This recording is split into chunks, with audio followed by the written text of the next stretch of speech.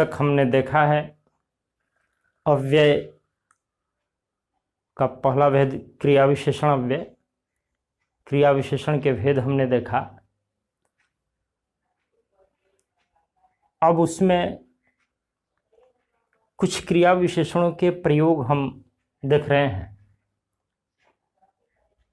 इसके पूर्व में हमने चर्चा किया है कि अब और अभी दो क्रिया विशेषण हैं और इनका प्रयोग कहाँ होता है, दोनों में क्या अंतर है। आज जो हम देखेंगे उसका उद्देश्य है हमारा बताना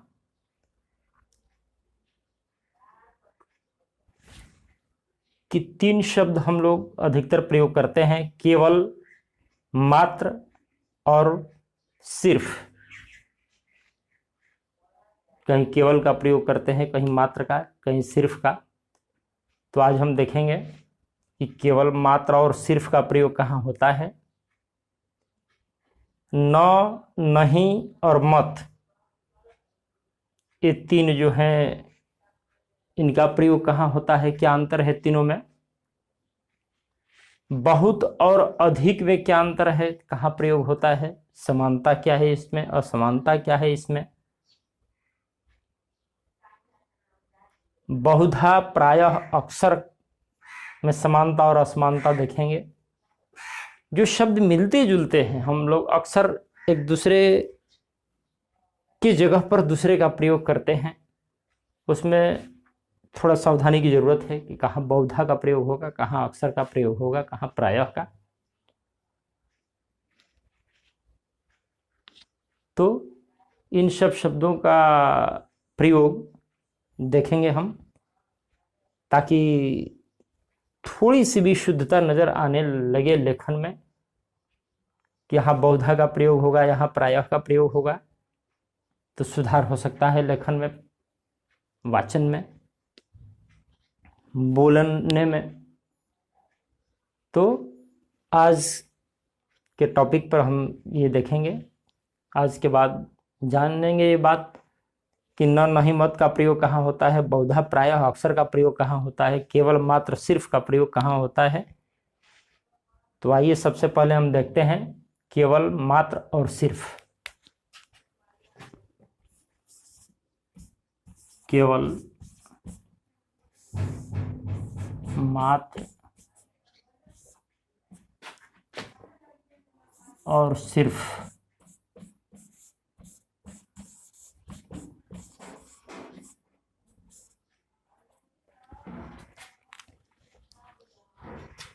कुछ ऐसे शब्द हैं जो विशेषण का भी काम करते हैं और क्रिया विशेषण का भी काम करते हैं। एडजेक्टिव का भी इंग्लिश में काम करते हैं, एडवर्ब का भी काम करते हैं। प्रयोग के आधार पर देखेंगे, जैसे केवल है तो कहाँ प्रयोग करेंगे तो विशेषण हो जाएगा और कहाँ प्रयोग करेंगे तो क्रिया विशेषण हो जाएगा, ये भी देखना है। प्रयोग के आधार पर शब्दों का भेद बदलता है। तो केवल को देखते हैं कि एडजेक्टिव भी है और एडवर्ब भी है, विशेषण भी है और क्रिया विशेषण भी है। केवल का प्रयोग हम उन शब्दों से पहले करते हैं जिनकी विशेषता ये बतलाता है। जिन शब्दों के पहले केवल का प्रयोग करता है उन्हीं की विशेषता बतलाता है केवल। जैसे केवल राम यहां आएगा,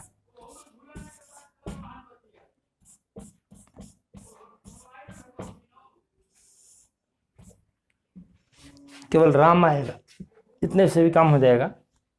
अब हम देख रहे हैं कि राम के पहले है केवल। अब वनली राम कहना हो हमको तो राम के बाद केवल का प्रयोग नहीं कर सकते हैं। केवल का प्रयोग हमेशा अपने विशेषण से पहले, विशेष से पहले होता है। यहाँ चूंकि संज्ञा के पहले आया है, संज्ञा की विशेषता बताता है, इसलिए यहाँ केवल विशेषण है।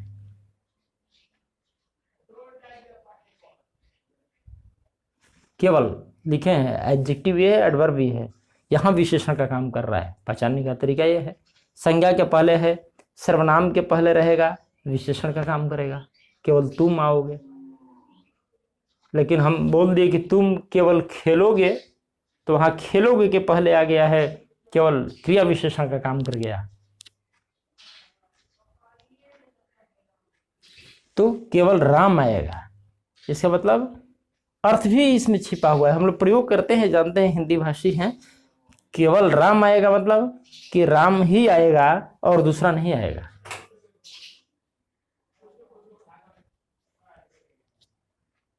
अब यहां हम ये कहते हैं कि मात्र राम आएगा, ये ठीक नहीं है। केवल का प्रयोग करिए।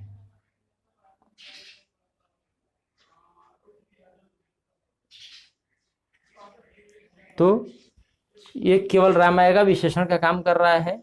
इसी को हम लिख देते हैं कि राम केवल आएगा,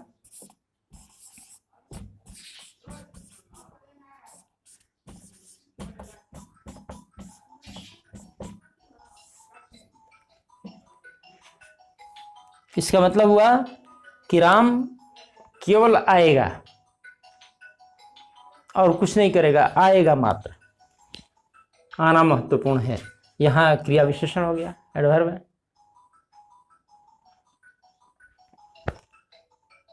यहां है कि केवल राम आएगा, वन एंड वनली, दूसरा कोई नहीं, वन एंड ओनली, केवल एडजेक्टिव है। मेयर, मियर जिसको देखते हैं हम बच्चे उच्चारण करते हैं मेयरली, मियरली, मियर है वो, MERE, मियर।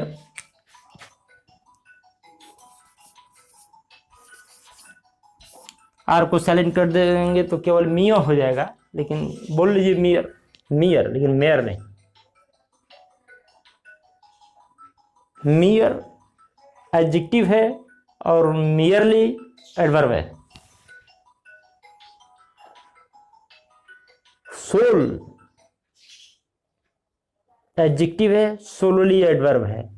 उस तरह से केवल का जहां एडजेक्टिव जैसा प्रयोग होगा वहां मियर 2% ऑफ पॉपुलेशन, तो मियर 2% क्या आया, यहां हो गया 2%, तो मियर एडजेक्टिव का काम कर रहा है।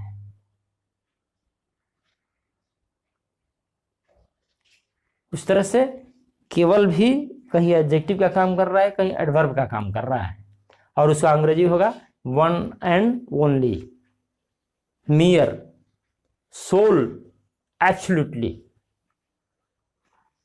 His sole interest is football. Sole adjective का काम कर रहा है, सोल इंटरेस्ट, इंटरेस्ट में रुचि नाउन है, नाउन के पहले आया वो एडजेक्टिव हो गया।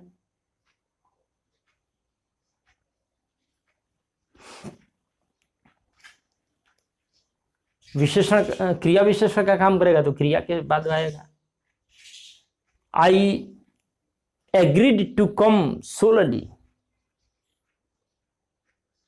अकेले आने पर राजी हुआ, सोलली हो गया, एडवर्ब हो गया, टू कम के बाद आया है। I am merely making an inquiry, merely making, यहां केवल जो हुआ वो मेकिंग के पहले आया है, मियरली मेकिंग एडवर्ब का काम कर रहा है। एक शब्द हमने बोला है इंक्वायरी, ENQUI, EN से शुरू हुआ तो इंक्वायरी माने पूछताछ। रेलवे स्टेशन पर लिखा रहता है इंक्वायरी, वो इंक्वायरी ये है।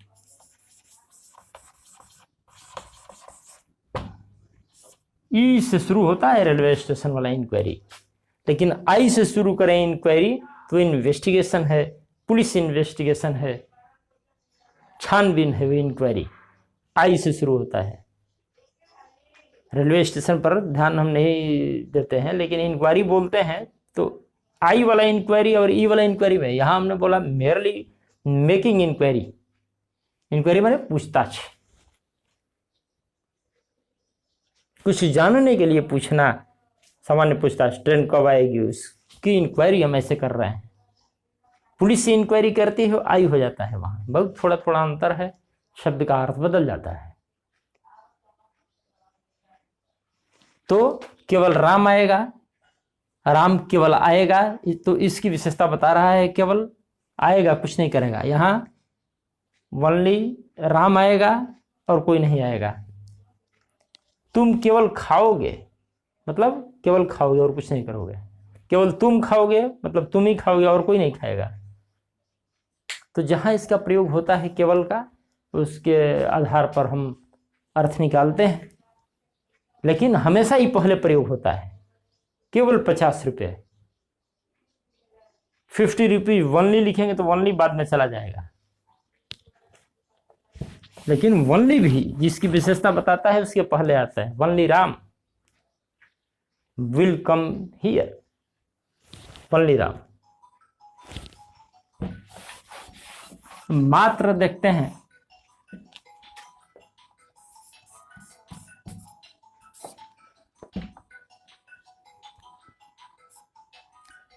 ये दोनों संस्कृत के शब्द हैं, हिंदी में आए हैं, केवल और मात्र। ये भी हिंदी है, संस्कृत है केवल। संस्कृत में भी इसका प्रयोग होता है, बाबा नाम केवलम, केवलम अनुस्वार लगा दिया गया। मात्र संस्कृत है। मात्र जो नाम है इसका वो मात्रा से बना है। किस चीज की मात्रा, संख्या बताता है मात्र, और यह हमेशा शब्द के जिसकी विशेषता बताता है उसके बाद में आता है मात्र। ये भी एडजेक्टिव भी है और एडवर्ब भी है। विशेषण का भी काम करता है और क्रिया विशेषण का भी काम करता है। मात्र नाम बता रहा है कि आप द अमाउंट ऑफ, किस चीज का अमाउंट बता रहा है। माँ से बना है, माँ माने मापना। मात्र जो बना वो माँ से बना है। मात्रा, मात्र में संस्कृत का प्रत्यय लगा के टाप और हम मात्रा बना देते हैं, मात्रा हो जाती है। इसका मतलब कि मात्र जो है मात्रा अमाउंट बताता है खासकर, ऐसा नहीं कि केवल अमाउंट बताएगा। तो ये बता रहा है जैसे कि 5 रुपये मात्र, केवल लिख रहा हो तो केवल 5 रुपये, दोनों में अंतर है थोड़ा सा। केवल 5 रुपये, 5 रुपये। मात्र लिखना हो तो 5 रुपये मात्र, 5 रुपये मात्र। अंतर स्पष्ट हो रहा है। केवल लिखना हो तो पहले लिखेंगे केवल 5 रुपये, मात्र लिखना हो तो 5 रुपये मात्र। मात्र संपूर्णता का बोध कराता है, सब, उसमें सब आ जाता है, टोटल मात्र है। प्राणी मात्र, जैसे हमने कहा कि प्राणी मात्र की सेवा करो।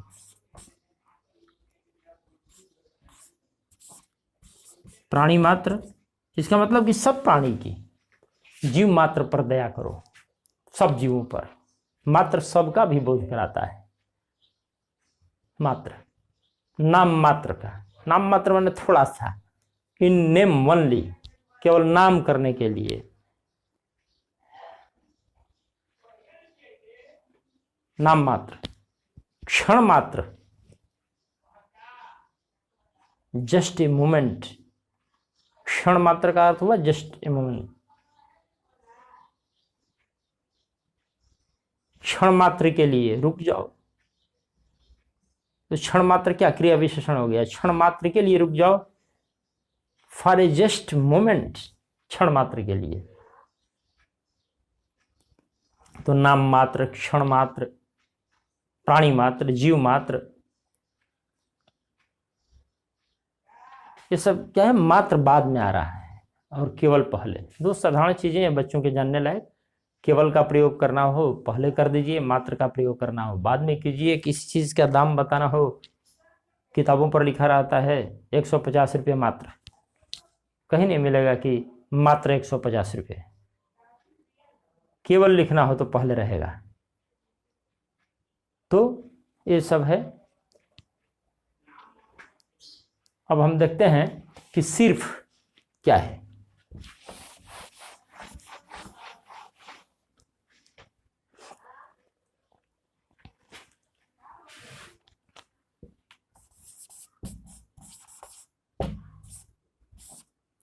ये नुक्ता लग गया तो हिंदी संस्कृत का नहीं है, सिर्फ लिखते हैं तो ऐसे लिखते हैं, और यह अरबी विशेषण है, अरबी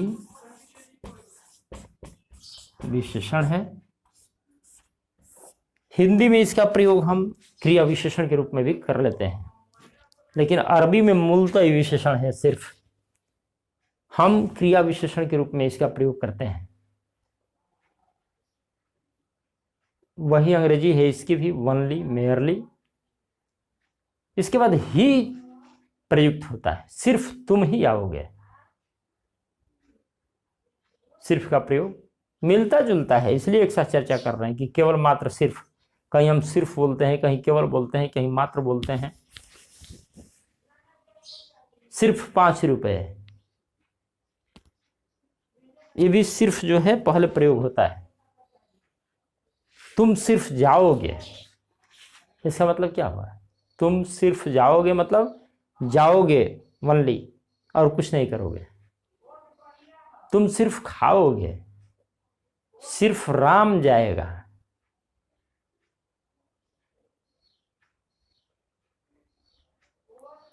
तुम्हें सिर्फ खेलना कूदना है और किसी बात की चिंता नहीं करनी। तो सिर्फ का प्रयोग भी हम जिसके पहले करते हैं उसकी विशेषता बताता है। जिस पर बल देना हो, जोर देना हो, उसके पहले उसका हम प्रयोग करते हैं, ही उसमें छिपा रहता है। सिर्फ वही आएगा, ही छिपा है। तो एक साधारण सा ये डिफरेंस है केवल मात्रा और सिर्फ में। सिर्फ अरबी विशेषण है, क्रिया विशेषण के रूप में भी हम हिंदी में प्रयोग करते हैं, अंग्रेजी में प्रयोग करते हैं क्रिया विशेषण के रूप में, वनली, मेरली का। और मात्र का प्रयोग हमने देखा, संख्या मात्रा बताता है वो। केवल का प्रयोग हमने देखा कि वो अपने विशेषण के जो विशेष्य है उसके पहले रहता है, संज्ञा हो या क्रिया हो।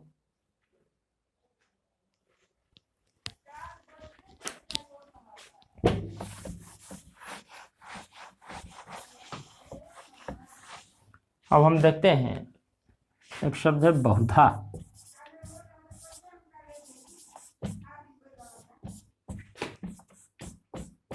प्रायः, अक्सर, इसको हम अक्सर भी लिख सकते हैं अलग अलग। अक्सर,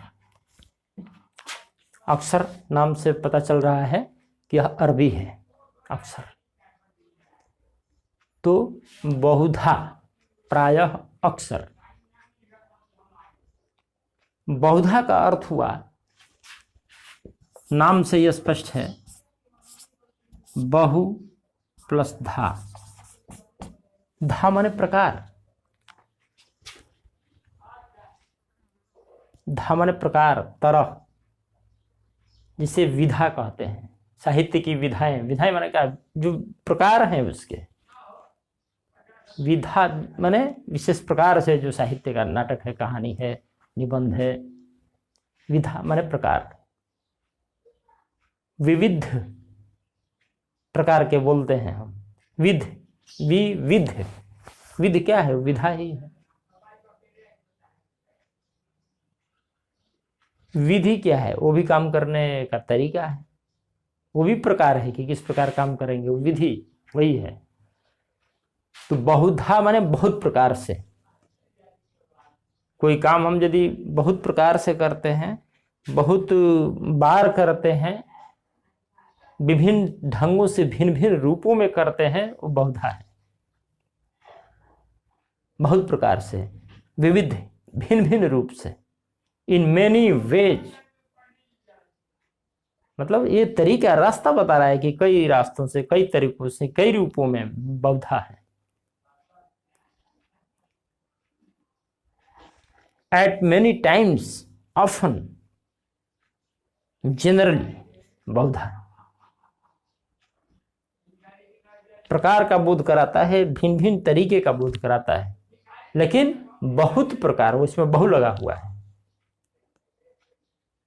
प्रायः जो है, प्रायः ये विभिन्न प्रकार से दिखाता है, भिन्न भिन्न प्रकार से।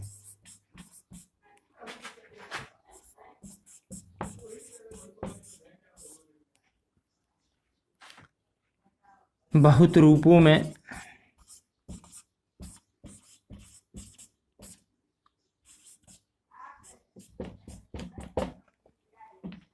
प्रायः क्या है,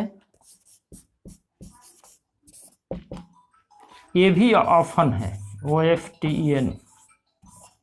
ऑफन इसका उच्चारण नहीं करते हैं, ऑफन, ऑफन, फेन नहीं, फन, ऑफन। तो ये ऑफन है, ये भी प्रायः जो है वो भी ऑफन है। तो दोनों में अंतर क्या है, प्रायः क्या है, लगभग भी है। एक बार मैंने बताया था कि प्रायः माने लगभग। ये प्राय से बना है, जैसे मृत प्राय, लगभग मर चुका है। प्राय द्वीप, लगभग द्वीप है वो। समाप्त प्राय, लगभग समाप्त होने को है। लुप्त प्राय, लगभग लुप्त होने पर है। तो प्रायः माने लगभग भी होता है। प्रायः माने अक्सर भी होता है, माने मीनिंग पूछने पर लोग बताएंगे सीधे सीधे। प्रायः माने अक्सर, बहुधा, बहुधा माने प्रायः, अक्सर। लेकिन कुछ सूक्ष्म जो अंतर है उस पर बात कर रहे हैं। प्रायः माने लगभग। बच्चे प्रायः खेलते रहते हैं, प्रयोग है, कर सकते हैं हम। बच्चे प्रायः खेलते रहते हैं।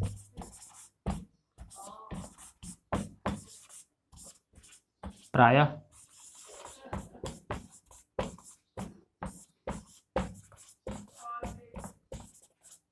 खेलते रहते हैं। प्रायः माने लगभग, जब देखिए खेलते रहते हैं।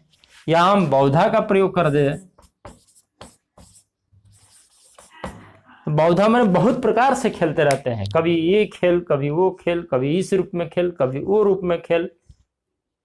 प्रायः खेलते रहते हैं, ये समय बता रहा है, थोड़ा थोड़ा झलकता है उसमें। जब देखिए तब खेलता रहता है, टाइम। बहुधा बता रहा है कि जब देखिए तब तो खेल ही रहा है, विभिन्न रूपों में खेल रहा है। कभी गेंद खेल रहा है, कभी क्रिकेट खेल रहा है, कभी जमीन पर लेट के खेल रहा है, कभी कबड्डी खेल रहा है, जब देखो तब। लेकिन रूप, भिन्न भिन्न रूपों में खेल रहा है। पहला अंतर बहुधा का अर्थ हुआ। और प्रायः से उसकी आवृत्ति अधिक है। प्रायः, बच्चे प्रायः खेलते हैं, लगभग खेलते हैं। बच्चे बहुधा खेलते हैं, उसकी आवृत्ति बढ़ गई, उससे अधिक समय खेलते हैं वो, बहुधा लिख दिया तो। और विभिन्न रूपों में खेलते हैं बहुधा। बहुधा बच्चे प्राय अधिकतर, for the most part of time.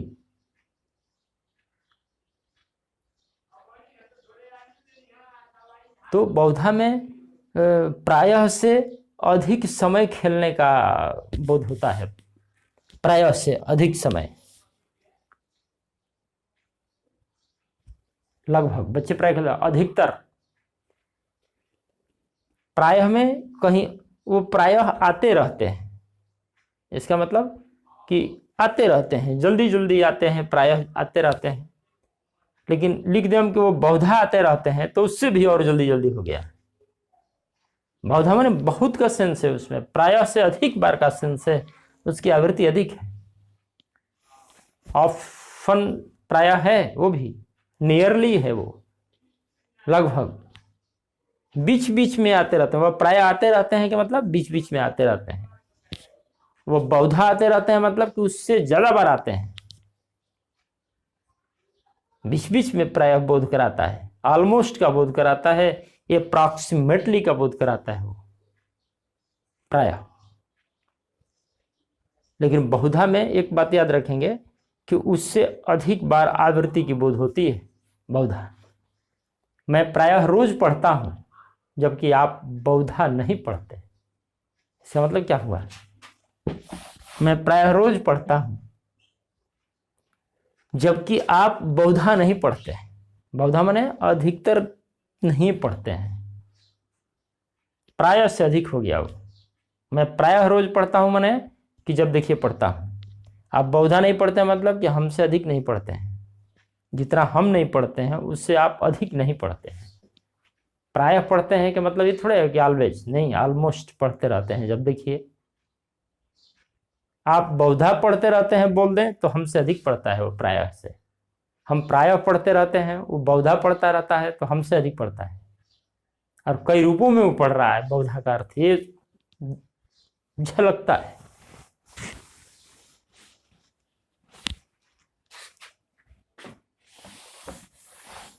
अब एक है अक्षर, हम लोग ऐसे ही उच्चारण करते हैं अक्षर, अक्षर अलग अलग नहीं करते हैं। अक्षर क्या है मैंने बताया, यह अरबी है और बहुत अधिक इसका भी अर्थ होता है। अक्षर प्रायः अक्षर आता जाता रहता है, लेकिन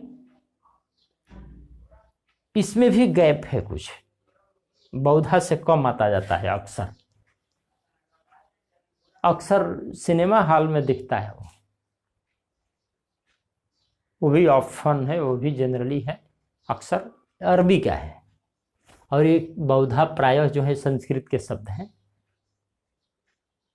और वो अक्सर जो है अरबी का है, उसका भी अर्थ है वह।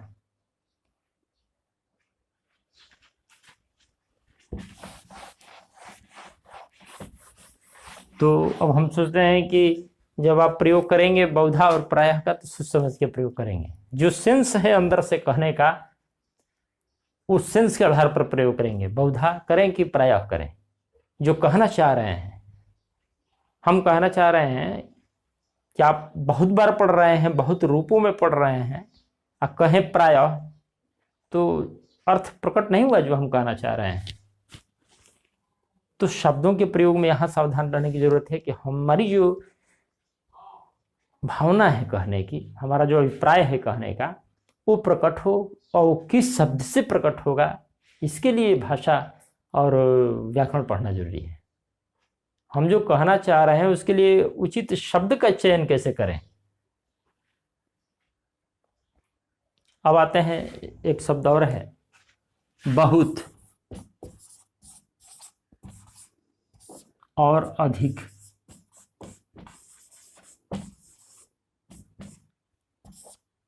बहुत का भी मतलब, अधिक का भी मतलब जनरली हम लोग लगा लेते हैं कि ये दोनों भी विशेषण भी हैं और क्रिया विशेषण भी हैं। संज्ञा के पहले प्रयोग होता है, संज्ञा की विशेषता बताता है तो विशेषण मान लेंगे, और जब क्रिया की विशेषता बताएगा तो क्रिया विशेषण। तुम बहुत याद आते हो, याद आते हो क्या बहुत, क्रिया की विशेषता बता रहा है, याद आना की क्रिया विशेषण हो गया। वह बहुत खाता है, क्रिया की विशेषता बताया, क्रिया विशेषण है। वह बहुत सुंदर है, सुंदर विशेषण की विशेषता बता रहा है, प्रविशेषण है। इंग्लिश में कहेंगे तो एडवर्ब है, एडजेक्टिव की विशेषता बता रहा है। तो बहुत अच्छा, जैसे बहुत अच्छा हम प्रयोग करते हैं।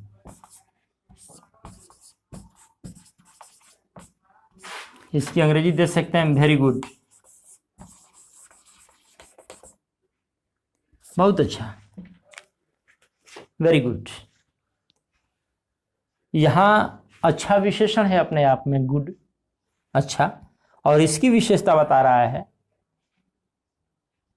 तो प्रविशेषण हम कहेंगे हिंदी में, लेकिन इसको क्रिया विशेषण भी कहीं कहीं कहा गया है। विशेषण की विशेषता बता रहा है, अंग्रेजी में तो है ही।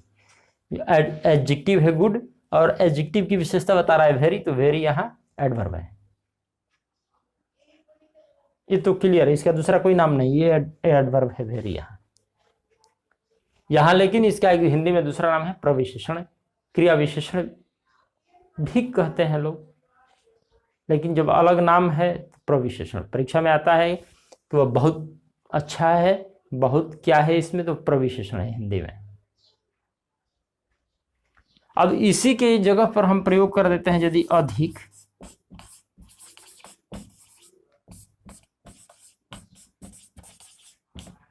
तो बहुत अच्छा अधिक अच्छा में कुछ अंतर मालूम हुआ।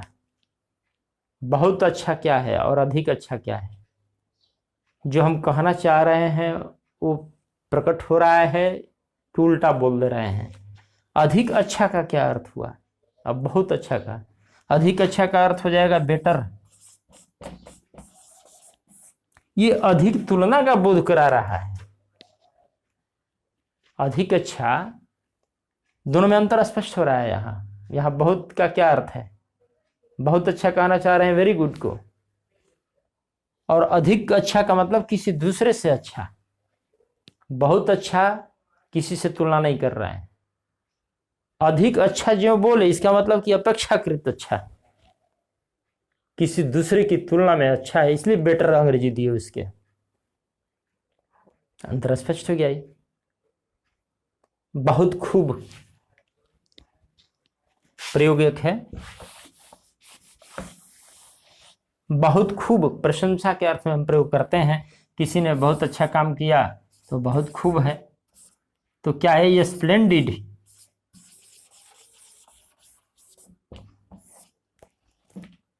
लेकिन यहां हम बहुत की जगह पर कहते हैं कि अधिक खूब, ऐसा प्रयोग मिलता ही नहीं है। अधिक खूब नहीं कह सकते हैं। बहुत अधिक में अंतर धीरे धीरे क्लियर हो रहा है। बहुत अधिक, बहुत खूब कह सकते हैं, अधिक खूब नहीं। लेकिन यदि कहना ही चाह रहे हैं अधिक सेंस में कि उससे अधिक खूब आपने किया है तो कहें, लेकिन ऐसा प्रयोग मिलता नहीं है कि अधिक खूब। स्वतंत्र रूप से अधिक खूब का हम प्रयोग नहीं कर सकते हैं, बहुत खूब करते हैं। बहुत बहुत धन्यवाद ये है, लेकिन अधिक अधिक धन्यवाद नहीं है। दोनों का प्रयोग में अंतर निकल रहा है धीरे धीरे।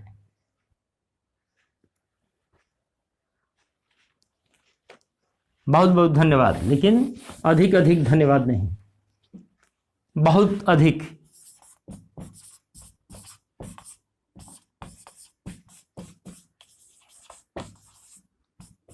बहुत अधिक बोलते हो, लेकिन अधिक बहुत का प्रयोग नहीं मिलता है। हम चाहें कि लिख लें ऐसे, अधिक बहुत, यह अमान्य है। बहुत अधिक है, वेरी मच।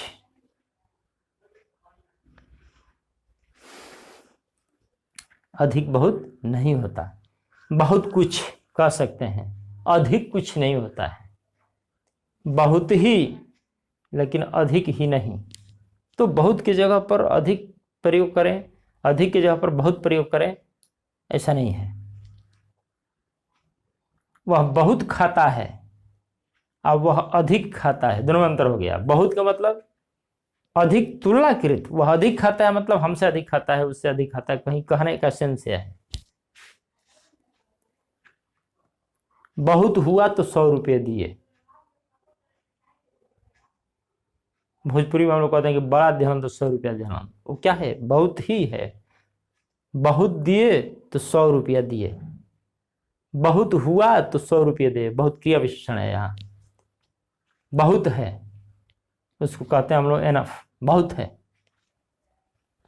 अधिक है, दोनों में अंतर हो गया। बहुत है माने काफी है, प्रशंसनीय है, बहुत दे दिए आप। लेकिन अधिक है का मतलब कि वो अवांछित हो गया, वो अधिक है। खाना कोई दे रहा है, चावल दे दिया, हम कह देंगे अधिक है, मतलब जितना हम खा सकते हैं उससे अधिक है। और बहुत है का अर्थ हुआ कि काफी है, रहने दीजिए। बहुत है, किसी जरूरत से काम चल जाएगा, पूरा है, कंप्लीट है। बहुत बहुत धन्यवाद। अच्छा, एक चीज है, बहुत का प्रयोग इस तरह से करते हैं कि बहुत बड़े पेड़,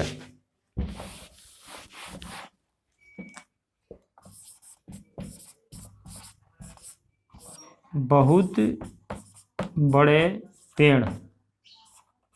देखिए, पेड़ लिखने में उच्चारण हम लोग करते हैं, आदत है पेड़, लगता है कि उस पर अनुस्वार रहेगा, लेकिन ऐसा है नहीं। पेड़, पेड़ नहीं, पेड़, अनुस्वार यहां नहीं रहता है। बहुत बड़े पेड़, और ये है बहुत से बड़े पेड़।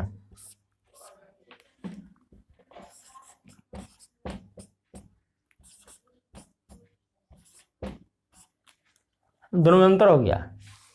बहुत बड़े पेड़ के मतलब कि वेरी लार्ज ट्रीज, बहुत बड़े पेड़। इसका मतलब हुआ कि वेरी लार्ज ट्रीज, पेड़ ही बहुत बड़े बड़े हैं, बड़े लंबे, बहुत बड़े, वेरी लार्ज ट्रीज। और बहुत से बड़े पेड़ का मतलब हुआ कि ये संख्या बता रहा है, बहुत से बड़े पेड़, बहुत बड़े पेड़। और बहुत से बड़े पेड़ का मतलब हुआ कि बड़े बड़े बहुत पेड़, मैनी। इसको लिखना हम चाहें यदि तो मैनी लार्ज ट्रीज हो जाएगा, या बहुत से, मैनी लार्ज ट्रीज।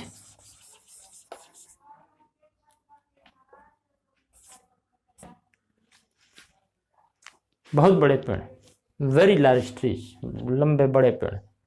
बहुत से बड़े पेड़ माने मैनी, संख्या बहुत है बड़े पेड़ों की, ये बता रहा है। बहुत लोग नहीं आए, अधिक लोग नहीं आए, बहुत लोग नहीं आए। दोनों में अर्थ, हम जो कहना चाह रहे हैं दोनों के अर्थ में अंतर है। बहुत लोग नहीं आए, अधिक लोग नहीं आए। आने वालों की संख्या अधिक है, नहीं आने वालों की संख्या अधिक हो गई आने वालों से। अधिक लोग नहीं आए का मतलब जो आए हैं उससे अधिक लोग नहीं आए। बहुत लोग नहीं आए कि मतलब आए हैं, बहुत लोग नहीं भी आए। अधिक बहुत का अंतर हो रहा है। अब एक है न, नहीं, मत, इसकी चर्चा कर रहे हैं।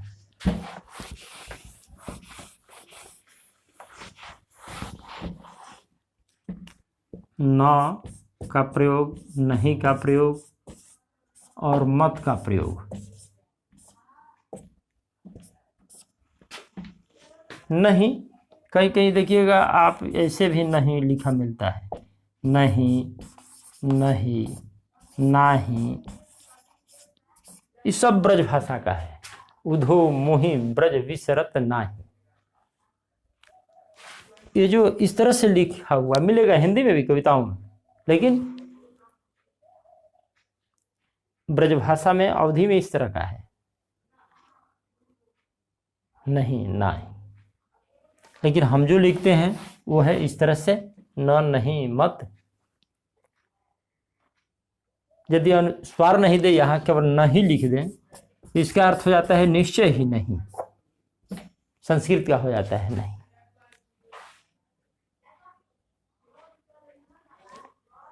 तो कहां कहां प्रयोग इसका होता है? न का पहले देखते हैं। ऐसा न हो कि कोई आ जाए, इसका क्या सेंस निकला? ऐसा न हो, ऐसा न हो, नहीं हो नहीं कह सकते हैं। यहां शंका व्यक्त किया जा रहा है कि ऐसा न हो कि कोई आ जाए, सशंकित है कोई। यहां नहीं और मत का प्रयोग नहीं कर सकते हैं कि ऐसा नहीं हो कि कोई आ जाए, गलत हो जाएगा। ऐसा मत हो कि कोई आ जाए, नहीं, ऐसा न हो कि कोई आ जाए। अंदर आओ ना, अंदर आओ ना, जस्ट कम इन, अभी बुलाया जा रहा है। अंदर जाओ ना, जस्ट गो इन। अंदर आओ ना, अब अंदर आओ नहीं, तब निषेध हो जाएगा। अंदर आओ ना, रिक्वेस्ट किया जा रहा है, आओ जल्दी, अंदर जाओ ना, मतलब जल्दी का सेंस है इसमें, अभी जस्ट।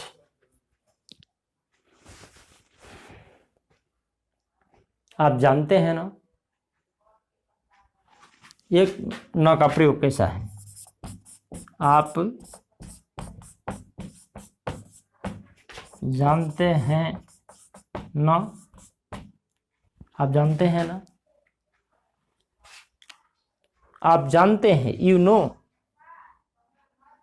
आगे अब न के लिए क्या देते हैं कि don't you, question tag, question tag अंग्रेजी में, इसकी अंग्रेजी ऐसे होगी, आप जानते हैं ना, मतलब आप जानते हैं, you know, don't you, question tag you know, don't you.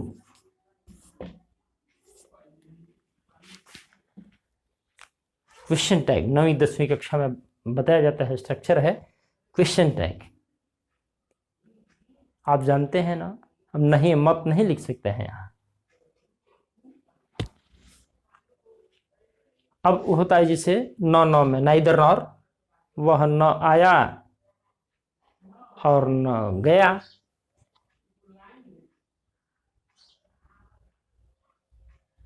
आइए न आग्रह का बोध कराता है, न वहां भी न का प्रयोग करते हैं हम। आइए न का प्रयोग हुआ। आग्रह रिक्वेस्ट, अभी न जा दिल तोड़ के, न का प्रयोग हुआ है। आग्रह है वो, अभी न जा। मैं न जाऊंगा, मना कर दिया, निषेध है यह। मैं न जाऊंगा,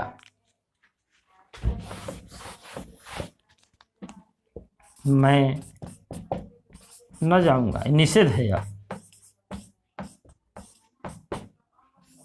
निषेध। मैं न जाऊंगा, मना कर दिया। मैं नहीं जाऊंगा, ये दूसरा चीज हो गया। मैं नहीं जाऊंगा, ये दूसरा चीज है। मैं न जाऊंगा, ये निषेध कर रहा है। एक निश्चयार्थक का भी बोध होता है। जैसे वह जाता है ना, कंफर्म होना चाह रहे हैं, वह जाता है ना, उधर से उतर आएगा हाँ या नहीं, वह जाता है ना, निश्चयार्थक है। तुमने उसे मारा था, अब नहीं का जो प्रयोग हम करते हैं यहां ना नहीं कर सकते हैं। तुमने उसे मारा था, तो इसके उत्तर में, किसी प्रश्न के उत्तर में नहीं का प्रयोग करेंगे, न और मत का नहीं।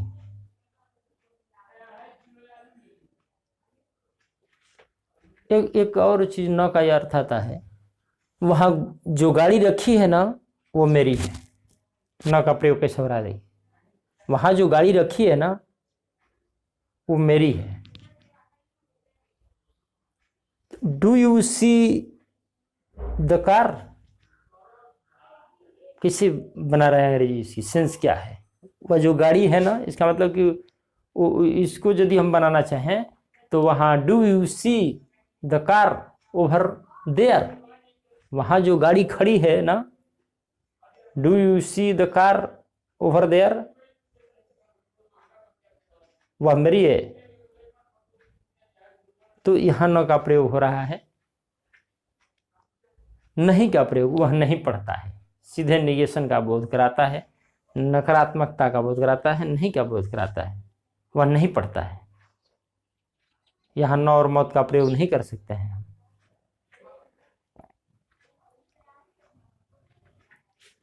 तो किसी प्रश्न के जवाब में नहीं का प्रयोग,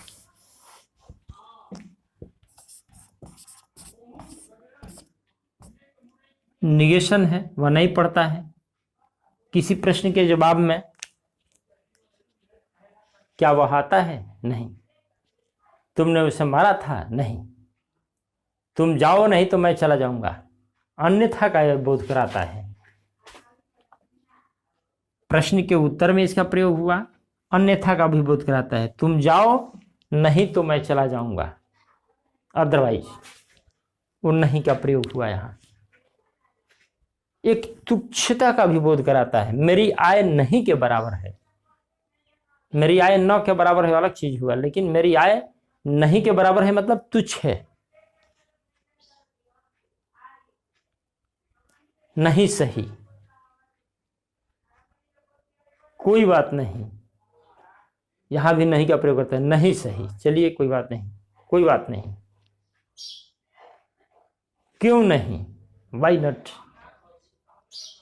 आप वहां जाएंगे ना, हाँ हाँ क्यों नहीं, तो नहीं का प्रयोग यहां हुआ।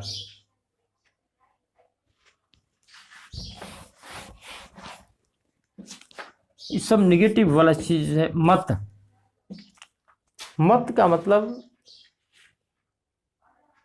मना कर, वहां मत जाओ, मना किया जा रहा है। डोंट गो देयर, वहां न जाओ भी कहते हैं। लेकिन वहाँ रिक्वेस्ट का बोध होता है, यहाँ फॉरबिड मना किया जा रहा है, वहाँ मत जाओ, जाओ मत, रोको मत, मत। आश्चर्य का भी ये बोध कराता है। जैसे मैंने कहा कि बहुत सुंदर फूल है, किसी ने कहा कहिए मत, कितना सुंदर फूल है, कहिए मत, मत है लेकिन मना नहीं कर रहा है, निषेध नहीं कर रहा है, आश्चर्य का बोध करा रहा है, कहिए मत, ये आश्चर्य का बोध करा रहा है, मत, मत, कहिए मत। तो बहुत अच्छी किताब है, कहिए मत, निस्संदेह का बोध कराता है, निस्संदेह, कहिए मत। हमने कुछ कहा बहुत अच्छी किताब है, कहिए मत, इसका मतलब निस्संदेह अच्छी किताब है। मत का यह प्रयोग है, मत कीजिए, मत कीजिए। नाराजगी से भी हम ऐसा करते हैं। आश्चर्य का बोध कराता है, निस्संदेह का बोध कराया, नाराजगी का भी बोध कराता है। मत कीजिए, कोई काम कर रहा है, हम उसको मना कर रहे हैं, नहीं मान रहा है तो भी कहते हैं मत कीजिए। नाराजगी थोड़ा सा झलक रही है इस बात में। छूना मत, चेतावनी दे रहा है, मत चेतावनी दे रहा है। मत के द्वारा हम चेतावनी भी देते हैं। छूना मत, खबरदार, छूना मत। रोना मत, चेतावनी। बोलना मत, उसे हाथ मत लगाना, ये सब क्या है? चेतावनी दी जा रही है।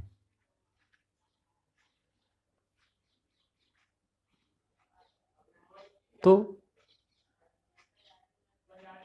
एक उदाहरण दिया हमने कि जो शब्द मिलते जुलते हैं, क्रिया विशेषण विशेषण के अंतर्गत ये आए हैं शब्द, इसलिए मैंने चर्चा किया है इस पर कि कुछ भी तो इसमें से मिलेगा